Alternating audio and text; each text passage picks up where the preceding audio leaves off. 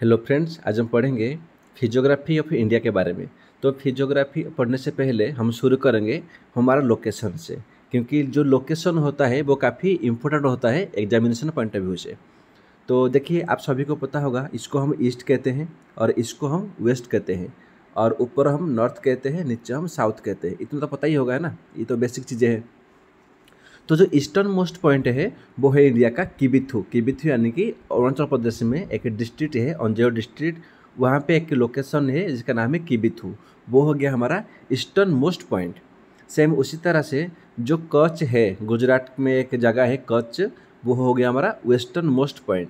Same जो north में हमारा नॉर्दर्न मोस्ट पॉइंट हो गया इंदिरा कोल, एंड जो सदर्न मोस्ट पॉइंट हो गया कन्याकुमारी। देखिए, जो हमारा मेनलैंड है, मेनलैंड का पूछता है सदर्न मोस्ट पॉइंट। मेनलैंड यानी कि ये वाला एरिया है ना, ये हमारा मेनलैंड हो गया। तो मेनलैंड का सदर्न मोस्ट पॉइंट क्या होगा, वो होगा कन्याकुमारी। अगर ऐसे टोटली ओवरऑल पूछता है कि कौन सा होगा, वो हमारा इंदिरा पॉइंट होगा। क्योंकि आपको ये जो दिख रहा होगा छोटे छोटे आइलैंड है, ये हमारा अंडमान एंड निकोबार आइलैंड है। तो यहाँ पे ग्रेट निकोबार में एक छोटा सा आइलैंड है जिसका नाम है इंदिरा पॉइंट। ये हमारा सदर्न मोस्ट पॉइंट हो जाएगा। चलो, हमने लोकेशन पढ़ लिया। अब इसका हमने टाइम जोन देख लेंगे। तो देखिए, इंडिया का जो स्टैंडर्ड टाइम होता है ना, इंडियन स्टैंडर्ड टाइम, ये हमारा इंडिया के बीचों बीच से लिया हुआ है। क्योंकि जो हमारा टाइम है वो पूरे ऑल ओवर इंडिया में हमारा एक ही टाइम हम माप सकते हैं। तो अगर बोलता है कि हमारा टाइम हमने कहाँ से लिया, तो इलाहाबाद में एक डिस्ट्रिक्ट, एक जगह है जिसका नाम है नैनी।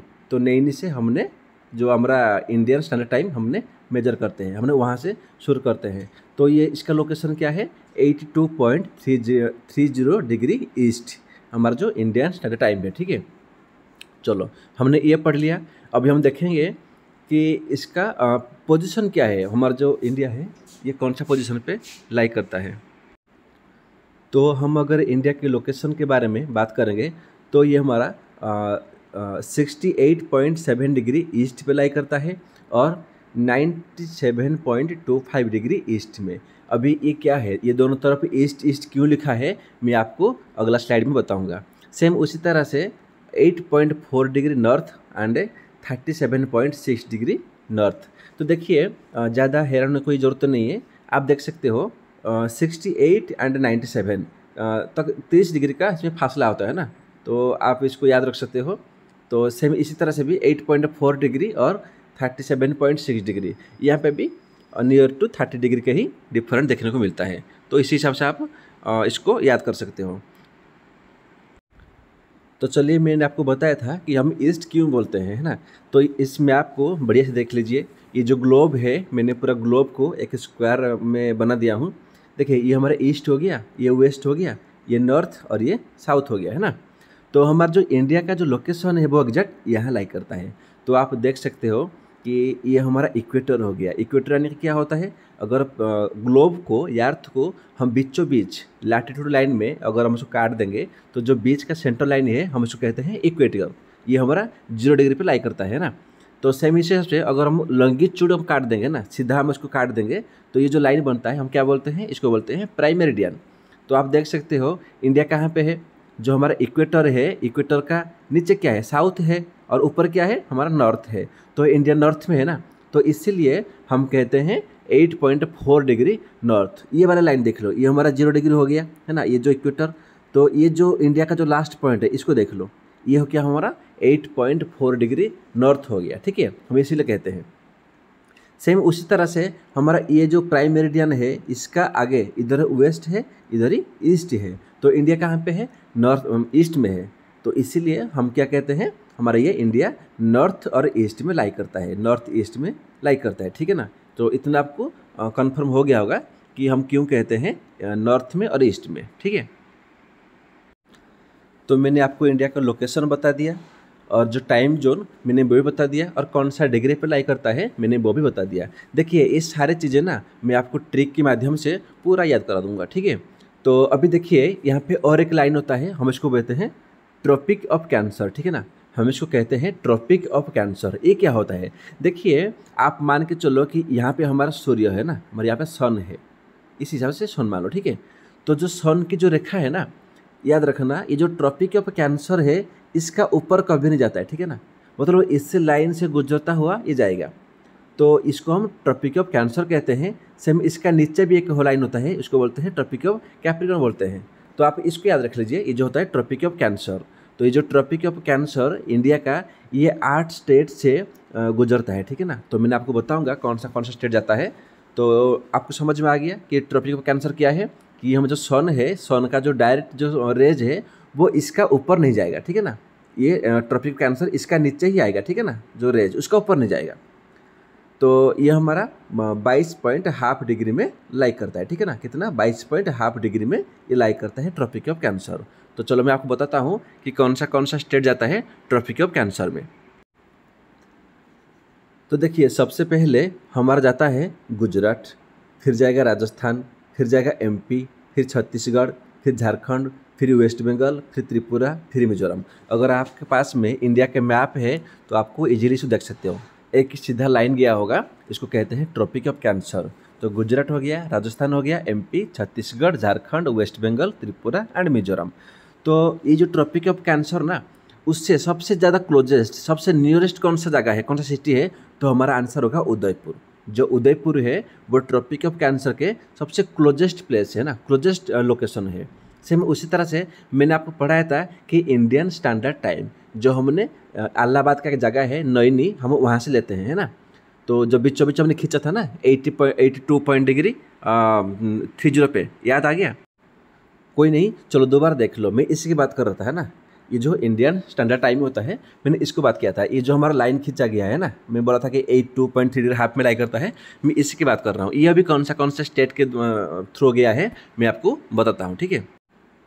तो पहले आंध्र प्रदेश, फिर ओडिशा, फिर छत्तीसगढ़, फिर यूपी, फिर एमपी। ये क्वेश्चन बार बार एग्जाम में पूछता है, आपको 5 ऑप्शन देगा, बोलेगा इनमें से कौन सा स्टेट में जो हमारा इंडियन स्टैंडर्ड टाइम नहीं पास करता है। तो आप आंध्र, ओडिशा, छत्तीसगढ़, यूपी, एमपी आप याद कर सकते हो। तो इसका ट्रिक क्या है, मैं इसका ट्रिक बनाया हूँ, जैसे कि ए यू कम, है ना, हम बोलते हैं ना कि ए यू कम, कम इधर, है ना, बोलते हैं ना कि इधर आ जा। तो आप भी बोलते होंगे फ्रेंड्स को ए यू कम, तो आप इसको याद कर सकते हो ए यू कम के द्वारा। तो ए फॉर क्या हो गया आंध्र प्रदेश, यू फॉर क्या हो गया उत्तर प्रदेश, और सी फॉर क्या हो गया छत्तीसगढ़, ओ फॉर क्या हो गया ओडिशा, एम फॉर क्या हो गया हमारा एमपी। तो ए यू कम, ठीक है ना, ए यू कम। तो आप अभी जो जैसे क्लास खत्म हो जाएगा, आप जाते ही अपना फ्रेंड्स को बोल देना ए यू कम, 2-4 बार बोल दोगे ना, तो आपको ऐसे भी याद आ जाएगा। तो A for Andhra Pradesh, U for Uttar Pradesh, C for Chhattisgarh, O for Odisha, M for Madhya Pradesh, ठीक है। तो चलते हैं हमारा नेक्स्ट स्लाइड पे। अभी देखते हैं कि इंडिया का एरिया कितना है, इसका बाउंड्री किससे किससे वो शेयर करता है। तो देखिए, नॉर्थ से लेकर साउथ तक, है ना, हमने जो लॉन्गिट्यूड लाइन पढ़ा था अभी, नॉर्थ से साउथ तक जो एरिया है वो है 3214 किलोमीटर। सेम उसी तरह से ईस्ट से लेकर वेस्ट तक, ईस्ट यानी कि मैंने आपको बताया था किबिथु था, है ना, ईस्टर्न मोस्ट पॉइंट। तो किबिथु से लेके वेस्ट में क्या है हमारा कच्छ है, तो कच्छ तक कितना होगा 2933 किलोमीटर। सेम उसी तरह से वर्ल्ड में जितना भी हमारा एरिया है ना, याद रखना, वर्ल्ड में जितना एरिया है इंक्लूडिंग सी, हम इस सी को मिला के भी, तो जो इंडिया का जो लोकेशन है वो हमारा जो मतलब जो जोग्राफिकल एरिया है वो है 2.4%, यानी कि पूरे वर्ल्ड के 2.4% इंडिया का एरिया है। सेम उसी तरह से अगर पॉपुलेशन बात करें जनसंख्या की, तो पूरे वर्ल्ड की जो हमारा पॉपुलेशन है उस हिसाब से उनका हमारा 16% सिर्फ इंडिया वालों का है। तो अभी कौन सा कंट्री सबसे उनका ज़्यादा पॉपुलेशन है, अगर आपको पता है तो कमेंट करके बताइए। और कौन सा ऐसा कंट्री है जहाँ सबसे कम पॉपुलेशन रहते हैं, सबसे कम लोग रहते हैं, तो मुझे कमेंट करके बताइए। नेक्स्ट हमारा जो लैंड बाउंड्री है, लैंड बाउंड्री यानी कि हमारा इंक्लूडिंग सी भी आ जाएगा, समुद्र से लेके टोटली जितना हमने अभी मैप देखा था ना, पूरे जो लैंड बाउंड्री देखा हमने, तो पूरे लैंड बाउंड्री की जो एरिया होगा वो होगा 15,200 किलोमीटर। अगर बोलता है सिर्फ कोस्टल बाउंड्री, कोस्टल मतलब क्या होता है कि जिस स्टेट में हमारा समुद्र गया हुआ है, सी गया हुआ है, तो जो कोस्टल बाउंड्री होगा वो होगा 7,516 किलोमीटर। तो ये हमारा एरिया एंड बाउंड्री हो गया। चलो अभी देखते हैं हमारा बॉर्डर के बारे में कि इंडिया कौन सी कंट्री के साथ में अपना बॉर्डर शेयर करता है।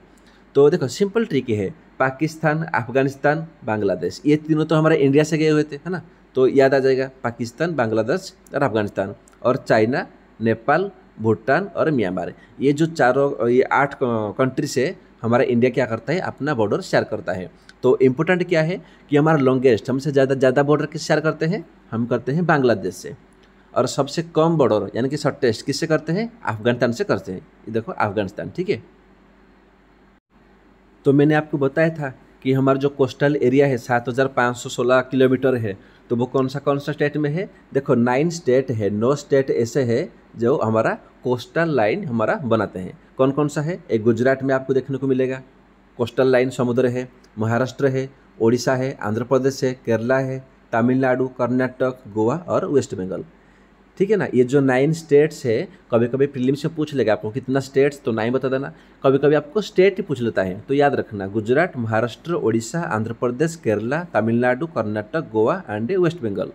तो इम्पोर्टेंट है कि सबसे लॉन्गेस्ट ज़्यादा कौन सा स्टेट है जो ज़्यादा कोस्टल लाइन फॉर्म करता है, तो वो होगा गुजरात। जो गुजरात है वहाँ पे ज़्यादा हमको देखने को मिलता है हमारा जो कोस्टल बाउंड्री है। सेम उसी तरह से और कुछ इंपॉर्टेंट फैक्ट्स लेकर आया हूँ। जैसे इंडिया का हाईएस्ट पीक क्या है, तो जो हाईएस्ट पीक होगा वो होगा कांचनजुंगा, है ना, हाईएस्ट पीक। देखिए कुछ लोग कहते हैं K2, जो K2 होता है ना वो भी है, लेकिन क्या है वो हमारा POK में है। तो इंडिया में बात करेंगे तो हमारा कांचनजुंगा होगा, ठीक है ना। तो ये जो कांचनजुंगा है ये कौन सा हिमालय में है, हमारा 3 हिमालय होता है ना, जैसे कि हमारा ग्रेटर हिमालय हो गया, मिडिल हिमालय हो गया जिसको हम हिमाचल बोलते हैं, और शिवालिक हो गया। तो ये जो कांचनजुंगा है ये कौन सा हिमालय में लाई करता है, अगर आपको पता है तो कमेंट में ज़रूर बताइए। तो सेम उसी तरह से जो लोवेस्ट पॉइंट है वो क्या होगा, ये तो हाईएस्ट पीक हो गया। जो लोएस्ट पॉइंट है वो है कुत्तानाड़, ये केरला में है। तो देखिए कि इंटरेस्टिंग फैक्ट है, जो हमारा सी लेवल है ना ये उससे भी 5 से 6 फीट मतलब डीप में है, गहरा में है। तो बता सोच सकते हो, ये हमारा लोएस्ट पॉइंट हो गया कुत्तानाड़।